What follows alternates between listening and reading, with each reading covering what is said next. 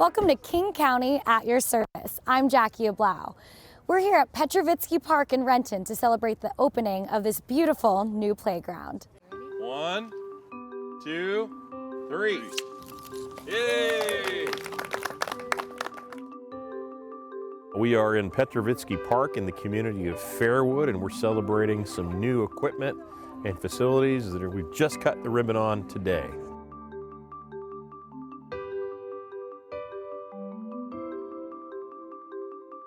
With the great help of the King County Parks Department and some key community leaders, we were able to get the funding for this park.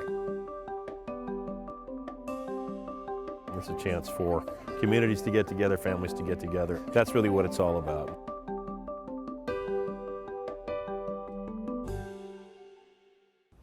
There are beautiful parks and trails on Vashon Island. There's also a very special place that you may have never heard of, Mukai Farm.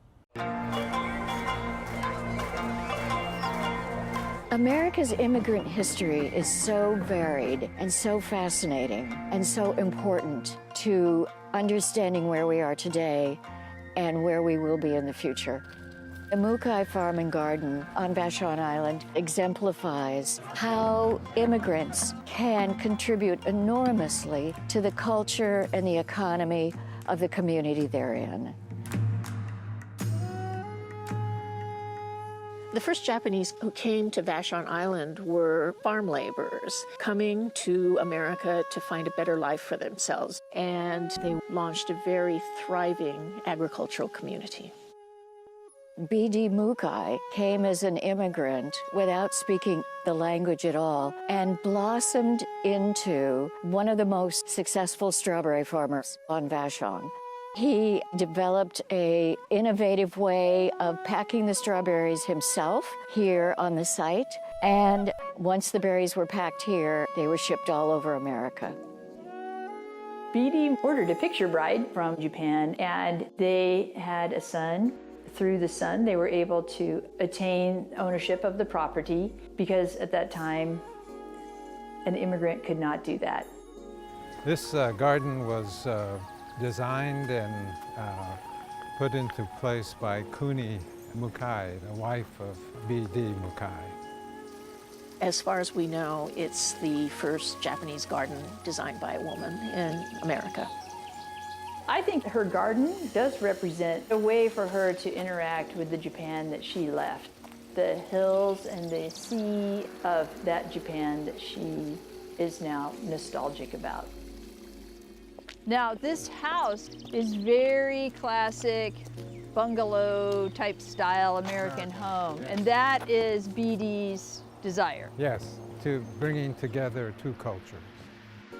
B.D. Mukai was a very important part of the Vashon community, but of course, with World War II and the incarceration, that is something that happened to all of us on the West Coast.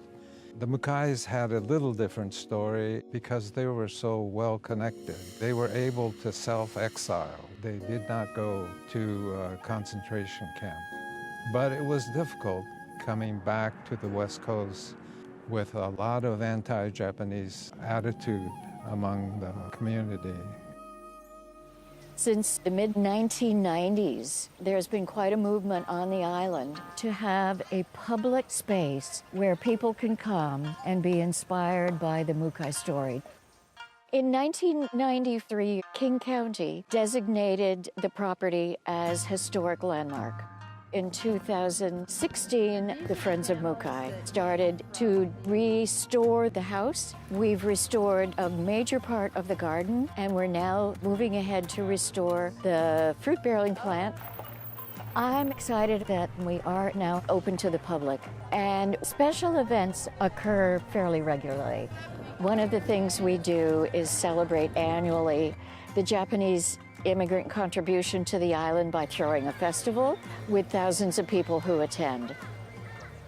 I hope that visitors will appreciate the story of the Mukai family and can go away and have a different image of immigrants and their contribution to the American community.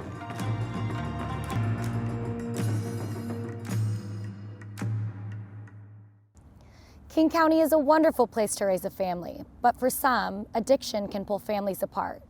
Here's a story of one family brought together through treatment and support. The Three Musketeers, we pound each other's fists and we kiss. And that is our secret way, like our little, secret handshake. She is a poser. She loves cameras. She loves to be a center of attention. Words can't even explain how awesome of a daughter she is. She's just full of love. But drug addiction is a very cunning enemy. It started with Vicodin, Percocet, Oxycontin, and then eventually heroin, and then my life just started spiraling out of control. And the day I lost my daughter to CPS was a wake-up call for me. It was really rough to go through. Drug and alcohol end up being the factor. I caught a criminal case. I remember going to jail, turning myself in, thinking I would probably never see my child again.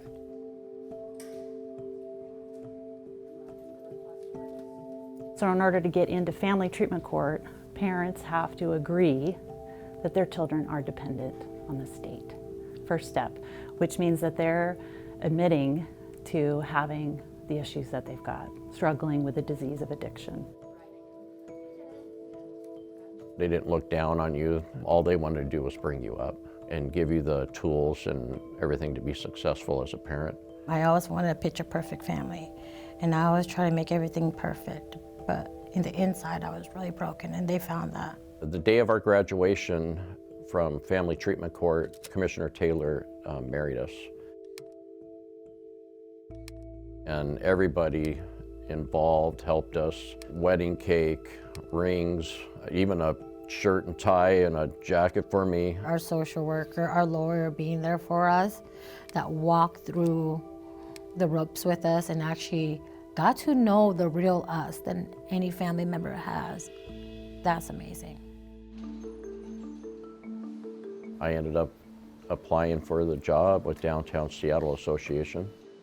Every day I get to see a world that I was in, so it actually helps my recovery, and I can help others because I can relate to them when I talk to them on the street.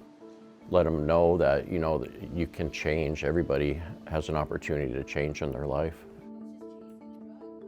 Parents to Parents program is a program that helps other parents go through the dependency process. We're parents, we're volunteers, help them get into a dependency 101 class.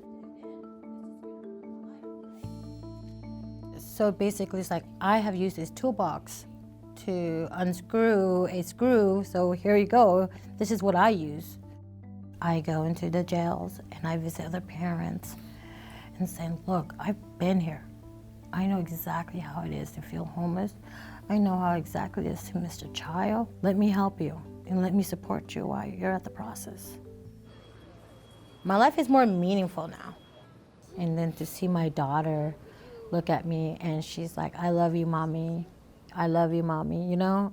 It's amazing.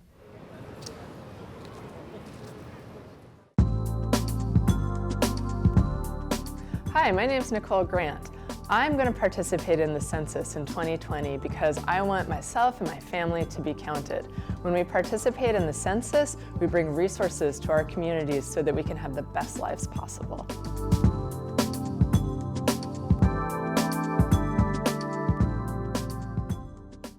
There's new help and hope for Native Americans experiencing homelessness in Seattle. Eagle Village in SoDo.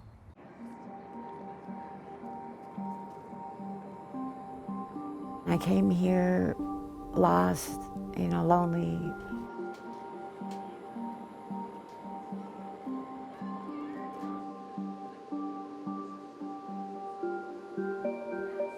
And then I came here to Chief Seattle and I got warmth. It was like a homey feeling that you never had.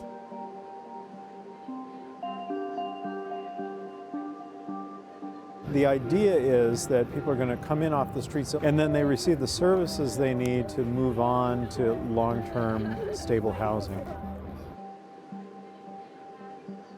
Here at Eagle Village, we'll have traditional healing groups. We'll have traditional medicine people here on site. We'll have a medicine garden. We'll offer a community that will be Native people supporting each other in this housing. I'll be living here, and you know, it's like having this, looking at this all these years. And then all of a sudden, I get this room with a mirror like this. And could you imagine, you know, the self-esteem work up on myself, you know. What's good for Native community is also good for a lot of people. So we want to be able to support the entire system. If this model is successful, we can begin to replicate it to make a big impact in different segments of the homeless community.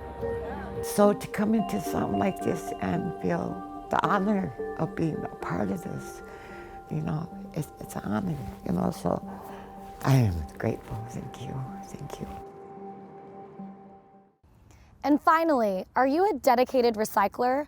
Well, soon you'll have to rethink plastic bags.